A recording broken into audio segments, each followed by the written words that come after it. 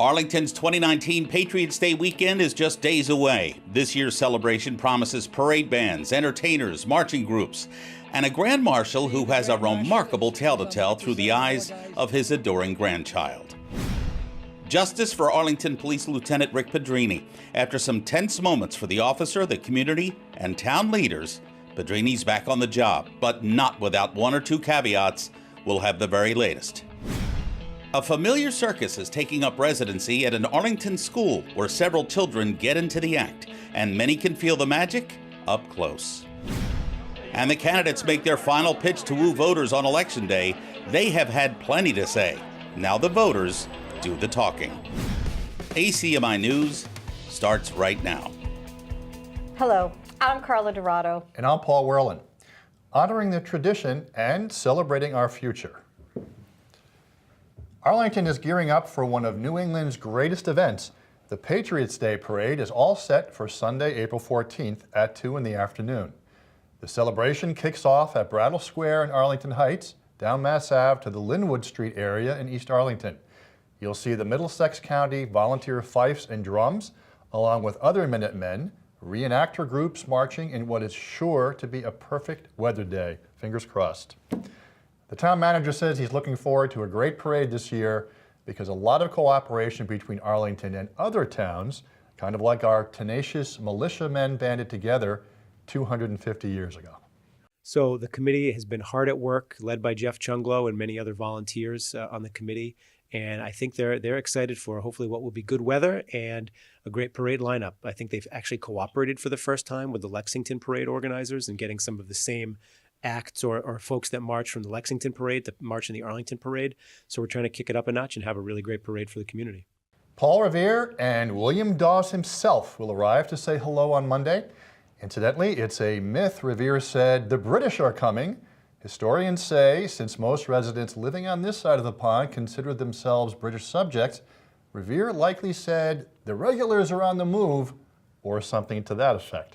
Learn about all of Arlington's Patriots Day weekend of events. Just go to acmi.tv. The Grand Marshal in this year's parade helped fight the threat of world tyranny 75 years ago in the European theater and lived to tell about it. But Elias Katso doesn't really like dwelling on the Second World War.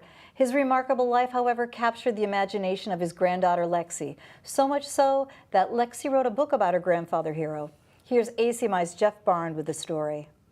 Being the Grand Marshal is because I'm representing all the guys that were there and that are now still here. We're getting to be fewer, but we're still here.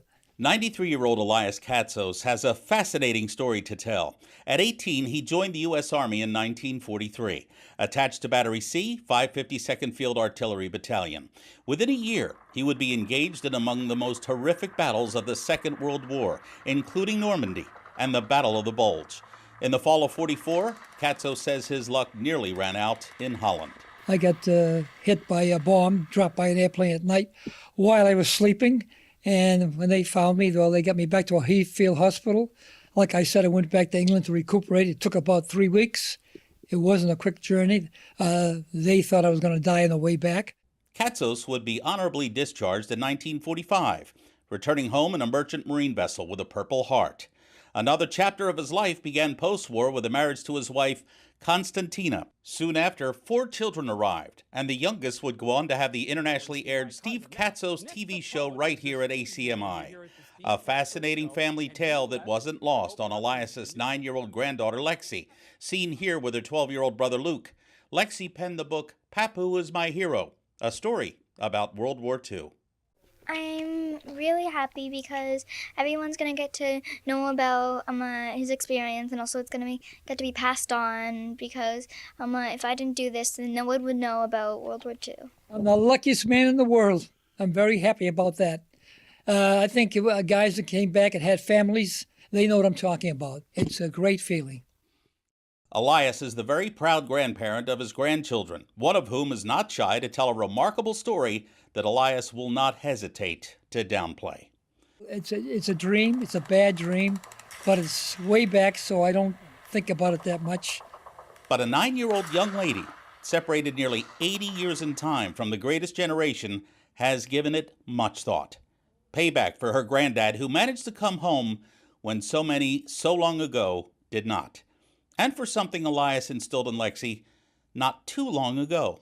He also showed us that we should be thankful for every single day that God gives us in our lives. For ACMi News, I'm Jeff Barnd.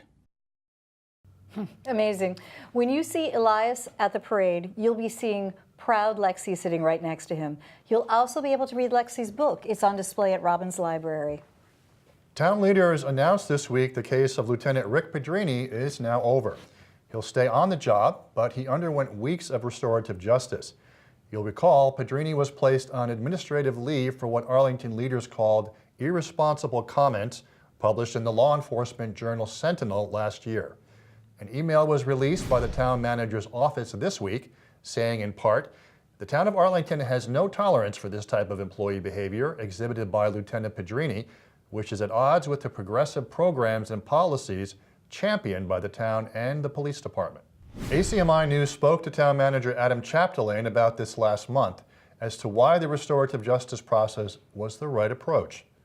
I think it's just really fitting that Arlington, the community, Arlington, the police department, the administration here, that we put our money where our mouth is, or we walk the walk or we talk the talk, whatever the right saying is, that we had a challenging situation, a situation that caused harm, and a situation that didn't have a clear or easy resolution. So rather than just pursuing what actually may have been the easier course in terms of disciplinary proceedings, we're pursuing a course that hopefully can restore the harms and have all parties coming out stronger than they were before. So I think we are proud that we're pursuing this. I hope the message that the public is hearing is that we have taken this very seriously, we continue to take it very seriously, and we completely and totally disavow the statements that were made by Lieutenant Pedrini in the Sentinel. However, we still value his offerings to the police department, the work that he's done, and we value the work that the Arlington Police Department does. And rather than just disregarding all of that, that we'd rather see a path forward where the work that he's done in the past can be valued, hopefully change his mind on some of the things that he wrote about, and have him learn some lessons and come back and be a better officer than he was before. As part of the process, Pedrini heard comments from more than 100 members of the community in person and in writing. According to the email, Pedrini will return to work in the middle of this month under the supervision of Acting Chief Julianne Flaherty, who will be responsible for enforcing the terms of Pedrini's return. This year alone, there have been 3 pedestrian accidents at the crosswalks on Mass Ave near Trader Joe's in Heights. We told you about a hit-and-run accident in January when a pedestrian was hit and the motorist fled eastbound on Mass Ave. The Select Board last week gave the green light to measures to upgrade this crosswalk. All 3 accidents occurred in low light conditions, so town leaders made short-term recommendations which are all about creating more visibility. One involves parking restrictions away from the crosswalk, more signs, lighting, and taking a good look at the Trader Joe's parking lot. Backing up cars on the approach by 20 feet and making sure that cars on the opposite side of the crosswalk are at least 5 feet away so they're not backing up into the crosswalk when they're exiting. With the only exception being on the westbound side closest to Starbucks, there's already existing 15-foot gap between a handicap parking spot and the crosswalk, and leaving that at 15, but then all other approaches at 20 feet is his recommendation, along with DPW taking a look at putting on a stronger lighting fixture to improve lighting at the crosswalk. I believe that the parking lot itself for Trader Joe's, one of the things I do in my life is design parking lots. And it is one of the worst designed parking lots in the entire town. And it would be great to take a look at it because you get stuck in there in ways that are just, when you're looking at the fire lane, you might look at the parking lot too. Long-term solutions may include curb extensions and narrowing travel lanes. This week, of course, was the final chance for the candidates to woo voters for the only contested seat on Arlington's Select Board. ACMi caught up with them at Candidates Night at the Town Hall. Both sides were well represented curbside, and this was a night to sway the undecideds, which of course included one final pitch. Yeah, I would like to become a member because I think I can make a difference. I've been on the Finance Committee for the past 25 years. I've been a town meeting member for 20 years. I've grown up in Arlington. I've lived here most of my life. We have some critical decisions to make over the next 3 years, starting with the new high school and an override this June, and I think I can make a difference in pushing those forward.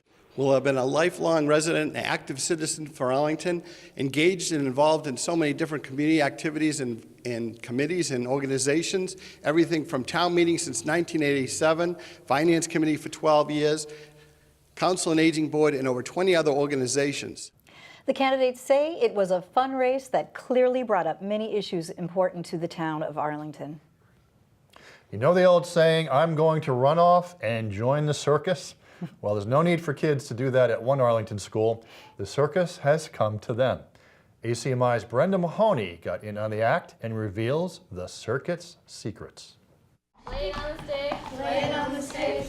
Spinning a plate on a stick may seem like something you do just for kicks, but these Stratton Elementary School students are learning it's more than just a trick. Every single student was trying really hard, laughing, having fun, and feeling this sense of accomplishment. Well, it's really inclusive. It's not only like one kid out of 10 can do circus. It's 10 out of 10. It's exactly why these performers from Circus Smirkus are taking up residency at the school for the week. Try a new way. Try a new way. Yeah. To turn each and every student into an achiever.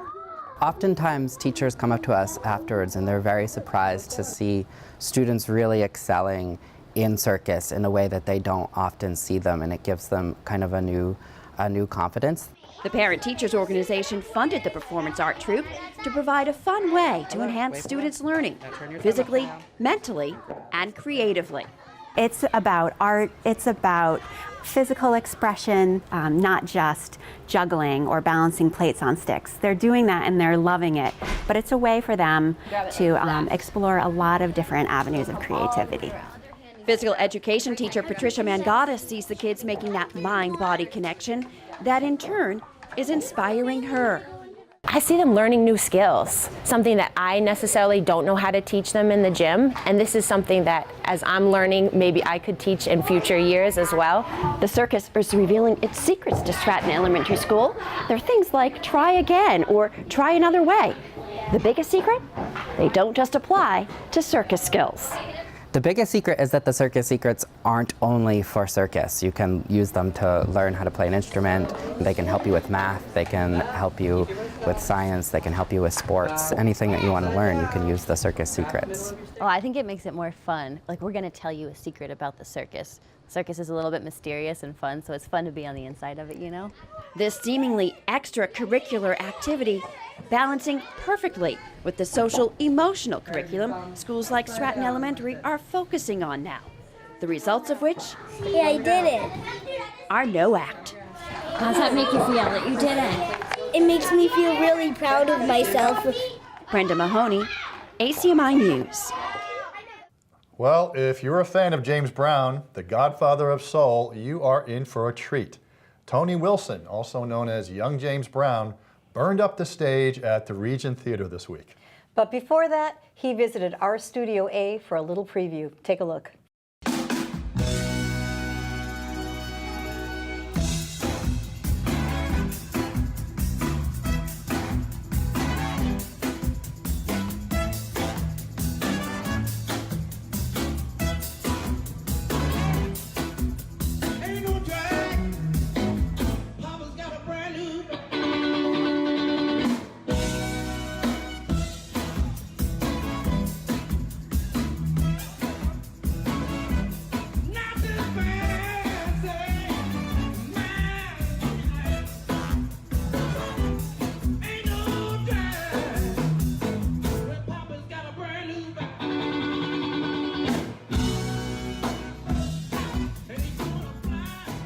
Our ACMi member and volunteer Wu So-Fi shot and edited a portion of Tony's act while adding some special touches to her ingenious video editing skills.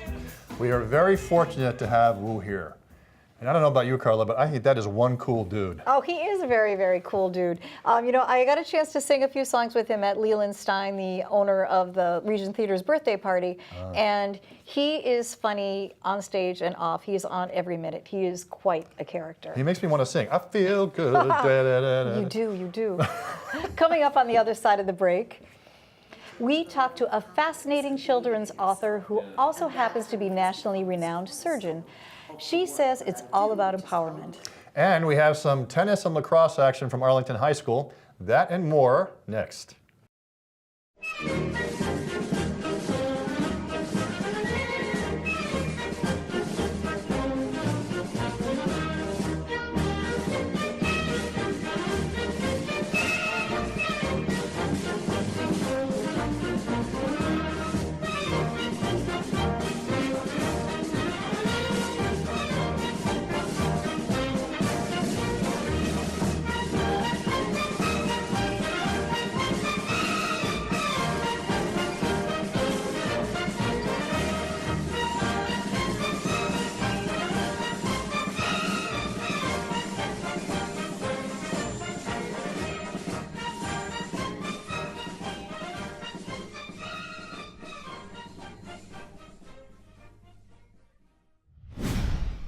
If you attended the Martin Luther King commemoration in January, you saw a very unique keynote speaker.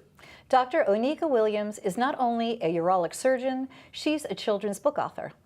Her heroine is Dr. D.D. Dimino, a series of books for readers of all ages, which encourages and empowers children to live a life without limits.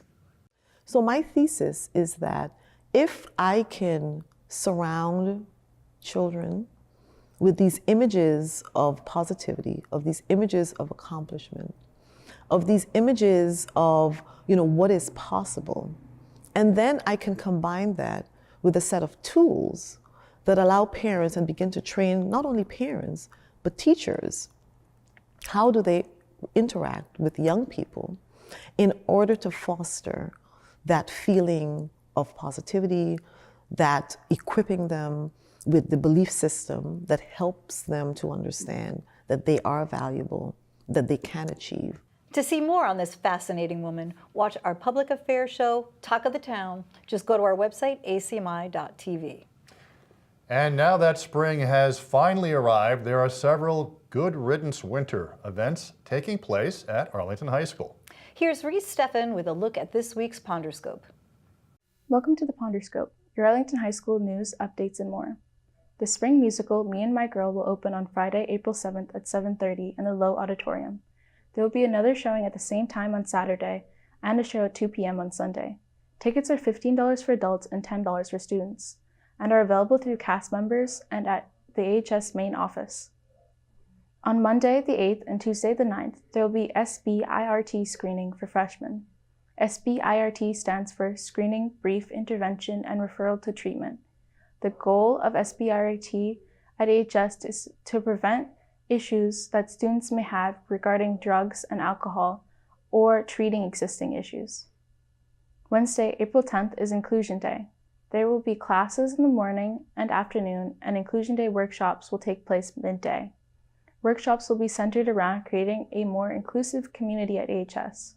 Remember to sign up for Inclusion Day workshops before Friday, otherwise you will be randomly assigned to a workshop.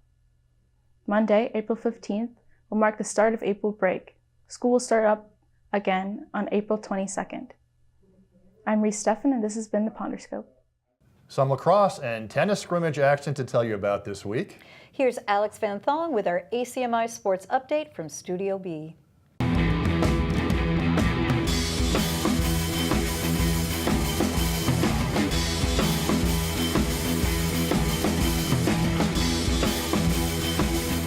The weather is starting to warm up, which means our young athletes are doing the same. Spring scrimmages have started for the new season, with plenty of matchups around the corner. This Saturday, come on by to the Pierce Field to catch the boys lacrosse team as they take on Bedford at noon. ACMi will be there for coverage. Stop by the booth to say hello if you're interested in joining the broadcast team. Coming up soon, we'll be chatting with AHS Athletic Director Stan Vieira to find out what's to come for the spring season, and of course, what he's looking forward to for the Spy Ponders in the 2019-2020 season. And of course, stay with us for all your latest news and sports updates. That'll do it for us here in Studio A. Thanks so much for joining us. I'm Paul Werland. And I'm Carla Dorado. We'll see you next week.